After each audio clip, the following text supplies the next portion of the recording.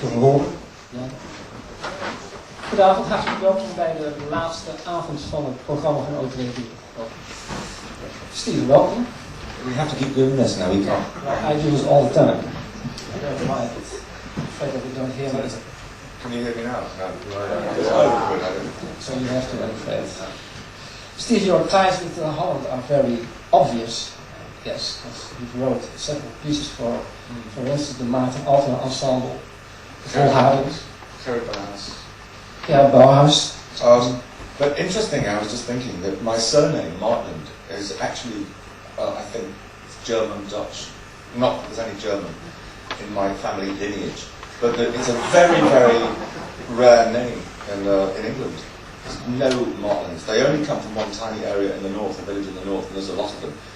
And I often look in phone books when I go to different parts of the country, there's none whatsoever. Maitland and Markland, but with a T, there's none. And whenever you have to give your name in England for something, and you go, what's the name? You get Martland, they go, what? And I go, M-A-R-T, and you have to spell it. Any time here I do that, instantly, in Holland it's correct. And I think it is a Dutch or German sort of, that's an insult to the Dutch, isn't it? Dutch or German is the same thing. Well, we can't speak Dutch. Well, some, but we can't, not so you have to do this in speak English.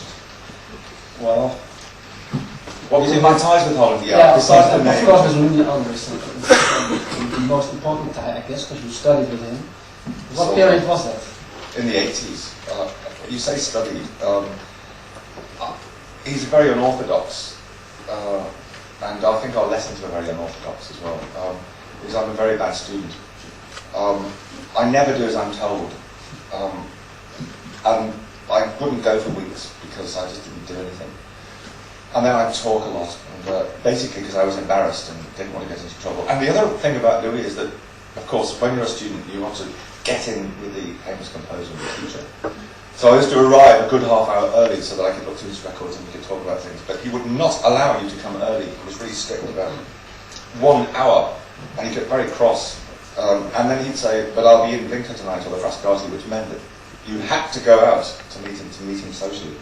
But that was at midnight as well. So I think his influence on me was a personal one there as well. In one way, personal? Well, you attach yourself, well I did, to a figure who, when you're a student composer, you're very, very vulnerable. And now that I've got students, I can see exactly what goes on. You become the focus of their life in all sorts of ways, emotionally, what's going on with their relationships, other things they do. So you get phoned up about things that have got nothing to do with being a composition student. And it's because they are directing everything to a figure, to someone that they can identify with. And I did quite a bit of that with him, I think. You know, you're just alone. Because what does it mean to be a composer? You see people who are successful, whatever that means. And it's a bit like a puppy and a dog, I suppose. But what did you do in the lesson with him? Did you talk about your pieces that you wrote and then presented to him? Well, I didn't bring very much, because I didn't like the idea of being told that things being changed. And he did like to change? No, he forced me in the end to actually bring what he wanted specific things, just chords, or plans and various other things, rather than a complete piece. He would never look at a finished work. And I now with students operate the same principles really, that what's the point? Because you start fussing and changing things to make it better, and they're not learning anything from that. I don't know, I can't really remember, because it's they were very strange lessons. Because it wasn't academic the way it would be if you went to Cambridge or Oxford, I think. Well, it's Holland, it's not meant to be orthodox. Well, I would like to quote a thing that he said about composition, and he even said that in when your CD was released. It was more or less about your music. It's a rather long quotation, and I read it out loud. But I think it says something very specific about composition in general, and maybe about your composition in specific. The quotation is, strangely enough, music is always judged by its beauty. Strangely enough, because good composers only rarely strive for something which people call beautiful. Composers strive for clearness, functionality, explicitness, emotional expressiveness sometimes. They want to move listeners, to shock them, want to clarify things. They want to pose problems, not to solve them. They want to show that the world, including the world of thinking, is more complex than we want to think. My question is then, don't you strive to compose something what people call beautiful? I paid him a lot of money to say that. I was surprised when he wrote that, because I don't know whether that's true about me. I think it tells you a lot about what he stands for. And when it's like a little manifesto, and it's actually something which I completely agree with, that life itself is not straightforward.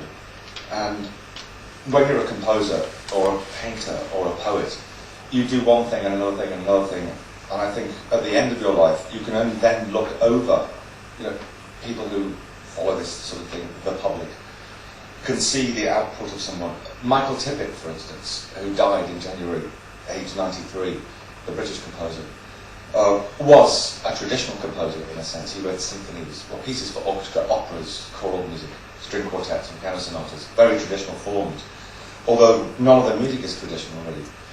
And it changed like Stravinsky's music changed, and he lived a very, very long life. He was composing 3 years up before he died. And he was scorned throughout his life because he kept changing and doing different things. Every time was a new problem. And suddenly he was dead. All these rave articles appear celebrating this incredible creative personality.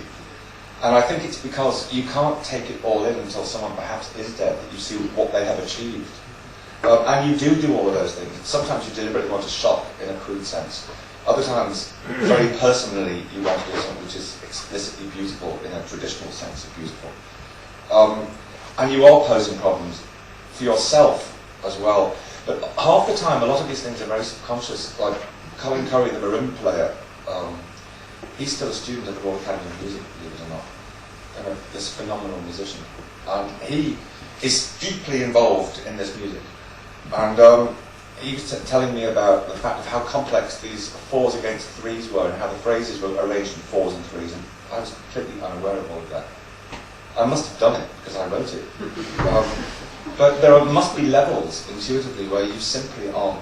And I think that when Mozart was writing, he had a certain technique, and things went in subconsciously that he perhaps necessarily didn't know he was doing. And now, of course, we say it's great, great music.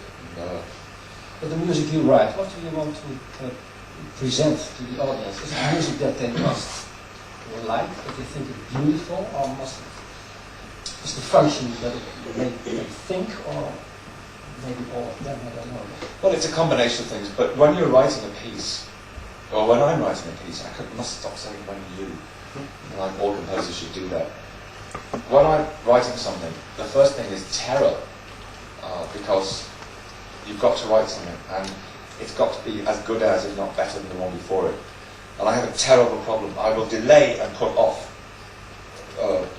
starting something, which is why my windows are the cleanest windows of the street, because I'll clean the windows all the time, every day, rather than actually getting down to doing what you're supposed to do. And that's a great weakness. It's a great weakness, because I won't write hundreds of pieces because of that. But once you've started, you are so involved intellectually and stimulated, in fact, once it's going well, that you don't stop and think at the end of the day before going to bed, now I hope people like this, or they're going to really like this bit here. It can't be that way. When it's finished, the first thought is, well, if it's for the band, the next terror is, they really love the pauses of instruction, that's a great piece for them. Is this going to be good? What are they going to think of this? And there's this horrendous pressure on me because of this lot, expecting this great masterwork. And you can't necessarily come up with that. So there's that pressure. But at the end of the day, the reaction of an audience or public or people at large is ultimately immaterial to me. Of course, it's hugely important for the band, because they're practicing musicians who thrive on physically communicating. Composers, when you talk about communicating, are communicating in a much more abstract, metaphysical sense, I think. And because I conduct the music, which is also another total terror, because it's so difficult to do, never mind play, but just actually coordinating the whole thing. I mean, this music is perhaps some of the most difficult music there is to play that is being written today. Doesn't mean it's the best, but it's certainly, in terms of performance, some of the most difficult. And you're talking about communicating various things. You want to get people stirred up or think it doesn't you physically or move you in some way. I never get a minute to think about any of that because I'm concentrating too much when we're performing. So I'm actually quite abstracted from the music I've written. So if I hear a recording of it, I get much more pleasure from the fact that I'm now under no threat of anything. I can just sit down and listen to it and think, I know it's not going to go wrong because it's on a recording. Otherwise, my stomach constantly is sort of thinking, anything could go wrong at this moment. You just turn a page by accident and you've missed a beat, you've had it. So my brain is extremely well exercised. Well, but for you, You meant more. I'm sorry to interrupt you. You meant more than that. I'm being very flippant about this. Okay. Yeah, there is an intellectual. I do believe that music has an important, if not the most important, role in society and in our lives, right across all cultures. There's no culture in the world that exists without music, and never has. And it's caused lots of trouble in all sorts of cultures, music, right throughout the ages of history. I mean, Islamic cultures, for instance, ban music, it's not allowed, which must mean something. And I think that it's because it relates in some way to our collective subconscious. It's an archetypal experience, which is to do with religion. Not religion in the sense of believing in a god and such things, but I think it actually demonstrates, it brings people together and brings things out in people individually and collectively that demonstrates that there is a religious, however you define that word religious, a spiritual quality to individual human beings. And in the West, which is a very individualistic society, as opposed to, say, African society or Chinese society, I think music is very important because it highlights all the divisions that do exist. But how can music be political? Because I know for you there is a very obvious connection between politics and music. Well, music in itself, the sound of music isn't political. The sound of music. No, it can't be fascistic.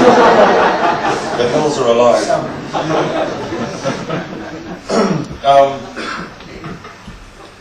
What is the connection? How can, is it because you compose for a certain kind of audience, or that you only want to perform? No, I don't compose for one type of audience. Because I don't know what that audience is really. I've never done a survey at the end of the concert to find out what socio-economic group that belongs to. And even if you did that, I don't think it would tell you very much. The political dimension of music is perhaps to do, all music, composition is to do with the personality of the composer. And if you are political in your thinking about the world, which I am, then naturally I will feel that aesthetics and art and music should somehow be connected to the political dimension. I mean, our lives are ruled and run by political decisions that are taken. And I, as a human being, relate to those things. And I therefore think the work I do as a composer must reflect those sorts of things. And that music does exist, not in a vacuum, but in a social reality. And I think that would most come out if you were using texts or working in the theatre. This music tonight is completely without vocals. It's abstract. But in a loose sense, its political dimension is that it's not being performed in the concertgebouw, and it's not being performed by the concertgebouw. It's specialist musicians who are friends, who are part of the actual fabric of the actual composition, in a sense. It doesn't mean that if someone in the concertgebouw would program your group in the concertgebouw that you wouldn't do it? Oh no, if the group played there, we would. Because they probably pay a lot of money. It's more than we get normally. It's not likely to happen. You see, we are playing the Huddersfield Festival. It's a very famous festival in the north of England every November. And it's very much, it's all contemporary music. It's very much a certain type of modernistic music. The Boulez, Ligeti, all that sort of stuff. And Richard Steinitz, who is the director of this festival, likes that sort of music, which is fine. But every so often he puts in a little bit of this other thing, so it shows that he's actually being very democratic and everything. And I always said we will not play there because you're a token gesture. But we are playing there in November because they've offered us 2 dates. And the band wanted to do it because they don't understand this sort of composer needs to know about it. And I can't say we're not doing it because they want to play. And I know also by going there, it will stand out and some statement is going to be made by the fact we're going to play there. So it is important to do those things. And also life is too short to get too wound up about these things. But would you say that the music that people like Boulez and Schockhausen is still right? That it's some kind of a reactionary, or that it's passé? Well, I spoke to Louis recently and I said I just met Boulez and talked to him for an hour. Because Boulez is a great figure, and I've always wanted to meet him, basically to confront him with all these things. But it never really happened. He's just a real diplomat. And I told Louis that I'd met him, and I said, oh, he's not interested in this, he just cuts his mind off, he's just a dinosaur, really. And he said, yes, but he fought for what he stands for years and years and years, so he's sticking with it. Which is perhaps the most philosophical attitude to it, and I'm being very ungenerous. But there again, he's a man of immense power culturally across the world, particularly in Britain. He has huge influence. So you should attack him, really. Louis is just sort of now trying to be nice to everybody because he's much more successful. Do you like the music of Boulez? Yeah. So, yeah. I like a lot of music. The mistake is that, of course, people think that, oh, you're like that, therefore you would hate all this. I'm much wider in my interest because there's always something to steal from someone. We're talking now about some, you say, political components about composing, but the fact that you, well, how do you say it, refer with your own band to pop music and maybe a little bit also to jazz music, does that also have something to do with political statement, or that you want to show that the modern music, contemporary music maybe I should say, has more to do with the styles that are current now than trying to go on in styles that have been developed years and years ago? Well, you see, if I never gave any interviews and never said anything, it means that people would have to, or one day might write something about me and would say things like that. And it might be true, but it might not be true, because I've never said anything. You think it is. I don't consciously try to involve pop elements. I don't try to consciously involve anything. The music that I write is clearly to do with, me. I'm not interested in writing, quintuplets tied to septuplets and everything like that. I get no pleasure out of that because I don't physically hear it and don't get turned on by it. But it's not pop music, this. And the influence of pop music, which everybody talks about, is just not there as far as I can hear. There is a bass guitar, and there's a drum set. The drum kit is the one thing that immediately makes you visually think of pop. There is no regular beat. Pop music has to be very straightforward. And now with different forms of techno, drum and bass, there's a real just bum, bum, bum, bum, and nothing else. And I really like that. It's great. But that isn't here. The drummer is what is playing. Actually, it's written out what he's playing. It's phenomenally complex and very little repetition of the same thing. And it's going against the beat of everything else. Pop music doesn't work that way. But I can see what people think there's an electric guitar and there's certain sounds that relate to other things. But if I wanted to write pop music, I'd do it, and it would be 3 minutes long, and I'd be very rich then, and that would be the aim for doing it. But I don't, so... But your double CD Factory Masters was released by a specialized rock... Yeah, with an independent label though, not one of the majors, in Manchester, which was very famous, and I had a sentimental desire to be with them because it was Anthony H. Wilson, was the great supremo of Factory Records, calls everybody darling, and he does TV shows, and he's a big showman. And he signed the band at New Order, Joy Division, 1980. Very, very influential group. They only ever made 2 records, and the lead singer committed suicide. And they reformed out very dark, depressing. They reformed as New Order, which became very successful. And it was very cult. And Factory was involved in design, very Dutch-like, in fact, very minimalistic design. And I met him one day, and I knew him from television, this famous figure. And he said, "Oh, we're going to start some classical music." And I said, "Oh," and he said, "We're looking for a composer." And I said, well, I'm a composer. And they said, great. He said, what have you written? And I said, well, I've got this big piece, Barbie Art, being done by the Residency Orchestra in 3 weeks' time. Great, we'll record it. You've never heard it. And I took no notice. The night before, or the night of the performance, this mobile studio came. And they hadn't organised anything about paying the orchestra nothing. But that was what he's like, and it was on Factory, and it got an enormous amount of coverage in the pop press, because Factory had a following in the pop press, from the NME to all the other magazines. And I found myself in all of that. From then on, of course, the cultural high establishment in the BBC and classical music thinks that you have been promoted because it's a pop record company, which means they spend a lot of money marketing people, and you've got into all this press. The fact is, Factory Records never spent 1 penny marketing anything because they had no money. It was just the pop press liked them. So I was then put into this category. And then they could pick on things like, yes, but see, the haircuts and the shoes and the jeans and all that, because you're not wearing a tie.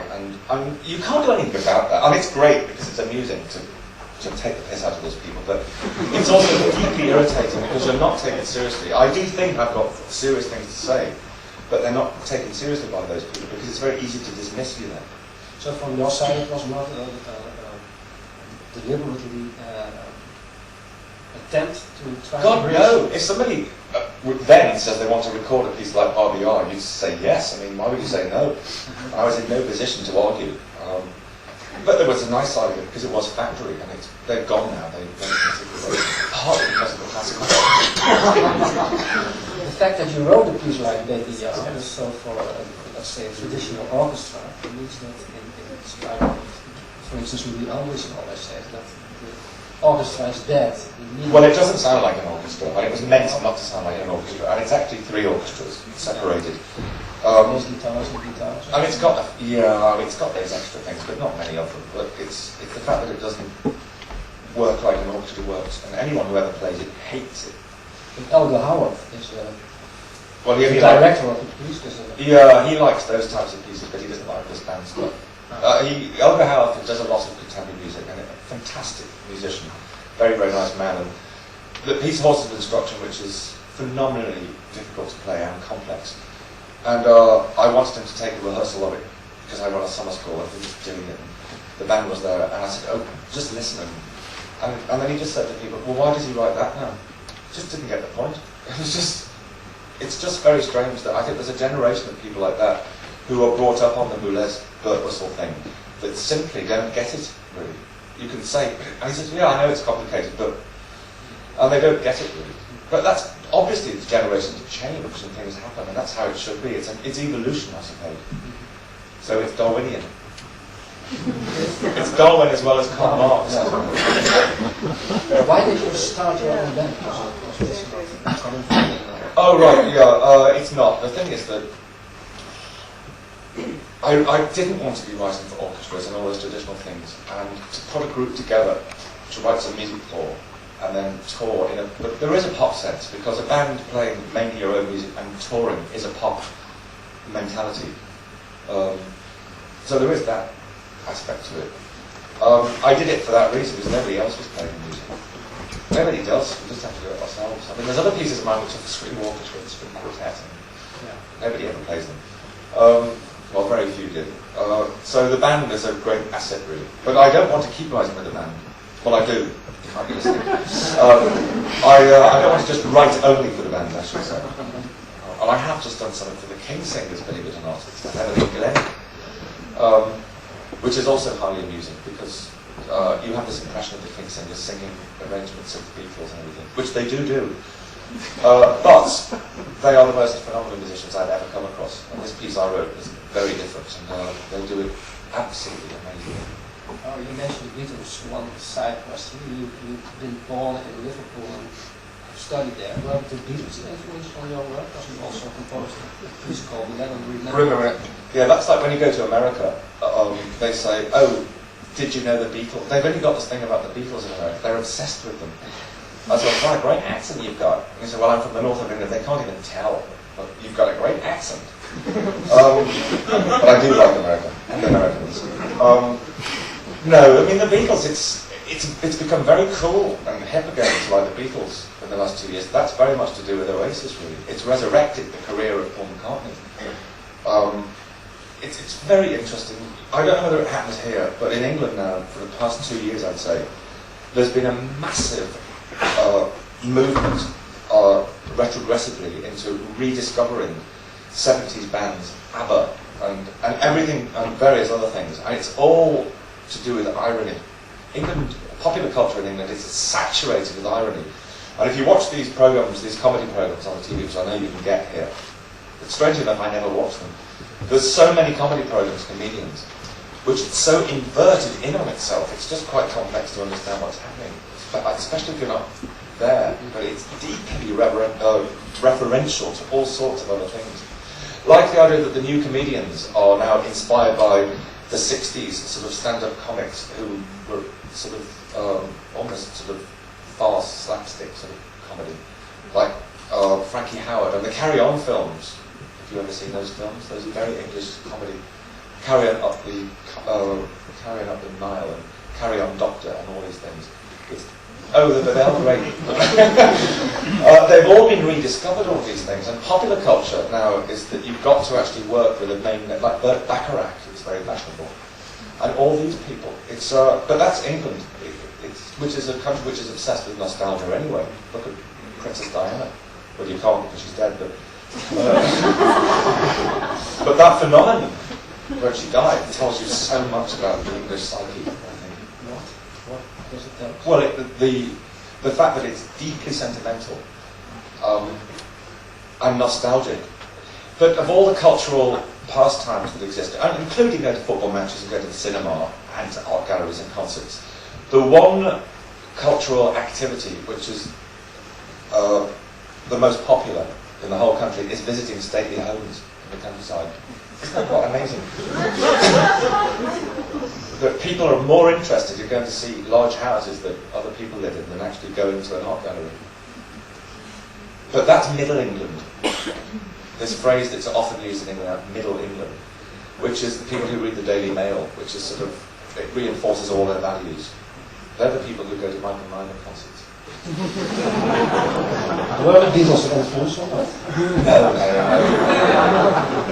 Again, back to your band, the musicians, where do you recruit them? I mean, from the Michael Nyman band. The baritone sax players started to play with them, as traitors, but they get paid a lot more money. Are they jazz players?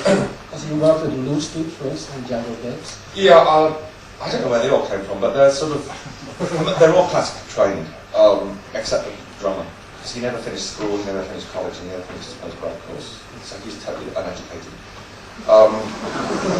The electric guitar player is a pianist who has never had a guitar lesson in his life. But they're all classically trained, but basically working on the fields. A lot of improvisers. One of the sax players is a very well-known improviser, and in the Mike Westbrook band. And he's actually played on he is the soundtrack to the latest David Lynch film, The Sonic Highway. Lost Hope. Well, that's him. He's played the whole sax thing. I haven't seen it yet. Who else is there? The violinist, who's very outrageous and is only here to get as many girls as possible, plays in a lot of pop sessions with Oasis, for instance. Although he's classically trained and plays contemporary music. And the bass player, is a bass guitarist, but he's also plays in a lot of Burt Russell. It's a cross-section, but they're not in a straightforward classical context. No, because I thought it maybe Shirley Bassey. Oh, yeah. The Fall. Who's played in The Fall? I don't know who. I shall find out later. Yeah. Shirley Bassey, I mean, it's brilliant because Chris Caldwell, the baritone sax player, Shirley Bassey is another one of those strange English icons. Very odd. She sells out 10 nights at the Festival Hall. And we actually, when we played in '96 there for the day before the European Football Championships, with the Nyman band actually, we were a support for them. Michael Nyman very kindly allowed us to play 40 minutes. Everybody else wasn't allowed to. And the stage, it was during the Shirley Bassey week, and the stage was still set up. And so it was very cramped at the front of a very large stage. And at the back, there was a big curtain which covers the back. And I'd never heard this before. It's called a star curtain. A sky curtain or a star curtain. And there's little, tiny little lights, thousands of them, and they can turn these switches, and it can sort of flow like the stars are sort of moving, or they can twinkle in different sort of, it's absolutely amazing. So I arranged with the sound engineer at the very end of the concert, the band couldn't see this, that this curtain would come up so the audience could see all these lights, so it makes this completely kitsch. It looks like you enjoyed it. Yeah, that was quite amusing actually, especially as half the audience walked out of the Maiden line. Well, to conclude the interview, it's a question, or maybe questions about your conducting. During, well, I believe only in houses of construction you are not... Instruction. Instruction, sorry. I'm a teacher as well, remember. Yeah, well, you are not conducting the band. Is your way of conducting the same way as, for instance, Elder Howard directs? I don't know. I've never had a conducting lesson actually. I've just had to learn to do it from doing this. It's about the reason why Horses isn't conducted is because the whole piece, two-thirds of the piece is in 4/4, just 4 beats in the bar. But you can never hear that. It simply isn't in reality. And then it changes with a natural metrical modulation. And a conductor just gets in the way. It doesn't help anybody. So they worked a way of actually, it's such a machine that they've had to lock into that they know what to do without anybody. A director would get in the way, whereas other pieces actually need. The drummer is the conductor in that piece, even though he's absent in the middle section. It's the drums that drive it, and he has to be completely precise because everybody relies on him. So he's the conductor really. The phenomenal part he's got to play. Is it correct that Horses of Construction is the title of a new album that is released now? But it won't be released until January, if I'm not. I think it's January, yeah. Why is it? Because it's ready. Yeah, but record companies don't work like that anymore. The record industry is in such sort of problems that because nobody's buying classical music anymore. There's too many recordings of the same thing, so they're interested in more in a contemporary thing. But it mustn't be too contemporary if it is too difficult. They've got to find a way of selling it in a market, and the band needs to tour. Germany, I'm told, is the most important European market, so we have to have a tour of Germany. Not that I particularly want to go to Germany, but they are a big market. But whether they're a big market for this music or not, I don't know, because Michael Nyman, I know, has only just started to do Germany. It's one country that wasn't interested. So I don't know, but they've got this thing about Germany. But it's not the artist. Haven't we all? It's not the artist who determines when his new album comes out. When you're with a record company, a major label, artists are immaterial unless you're of the level of someone like Evelyn Glennie, the percussionist. You've got very little say. It's an enormous organisation that decides things and thinks that it controls culture and how we perceive it. Particularly in the pop world, they think they could decide by doing this, this and this, it'll be successful. They get it wrong many, many times, and so they don't learn that's not true. That Titanic, the soundtrack to the movie, for instance, nobody would take. So Sony Classical decided to put it out, when it should have been on one of the pop labels or the soundtrack labels, but they wouldn't touch it, and of course it sold to date, I think, 10 million copies for Sony Classical, which is quite interesting. You find it in the classical sections. The Spice Girls, who would ever know why that would have been successful the way it was?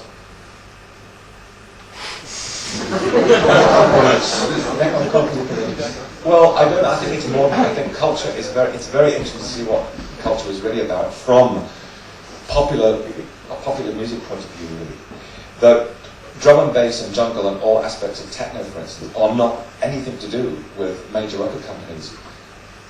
Jungle, which is perhaps the most radical form of contemporary music in Britain, anyway, is done in people's bedrooms, in council estates, broadcast on thousands, well, hundreds of FM radio stations which people have in their rooms illegally. And that's how this thing spread. And it's a threat to, it's very political in that sense, it's a threat to the conglomerates who actually want to control. Well, it's absolutely classic capitalism, the means of production. If you have a record, unless you have distribution worldwide, then it's sort of pointless making it because nobody can buy it. So distribution is the key to records, in fact, and to the success, therefore, of that music. And that's why pop musicians have to have very, very effective distribution for their records. And they have a very, very limited period of time to actually do it, so they've got to get a lot of radio play very quickly so that people know it exists, and then be able to go and buy it. So if the two things aren't locked in, then it won't work.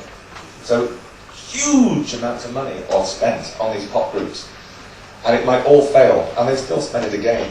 There's a group I know, there's a boy that I've been teaching who's in a band called Dweeb. They spent, it's Warner Brothers have spent £600,000 on this group to make one record. One video was £45,000. It's never been shown, and they can just, that's obscene when you think of starvation in Africa, and they don't give a shit about that.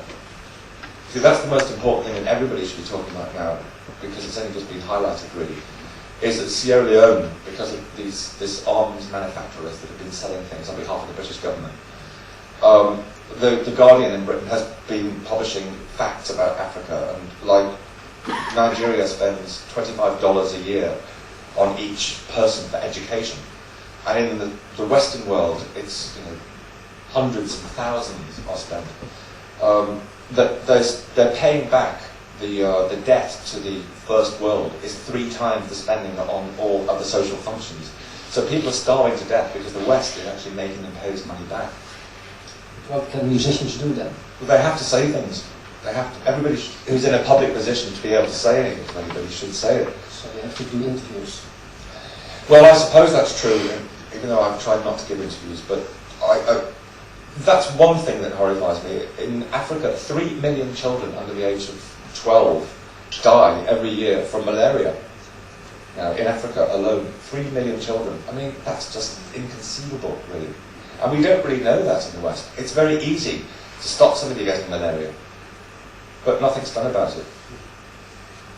And that's what music is about, I think. It's about identifying such things and these emotions and supporting the cause for this. Well, it's about compassion as well. It's about these things happening. For me, anyway. But don't you feel quite isolated now with these kind of political thoughts, because they're not very current? Well, no, I don't, because it will always be like that. I never feel isolated, because I'm so angry about things all the time. And that's what we hear in your music. No, I think it's very celebratory. Okay. I personally think it's celebratory. Maybe it's time now to go and listen to the music. We have to. 25 minutes. Thank you all for coming, this is amazing.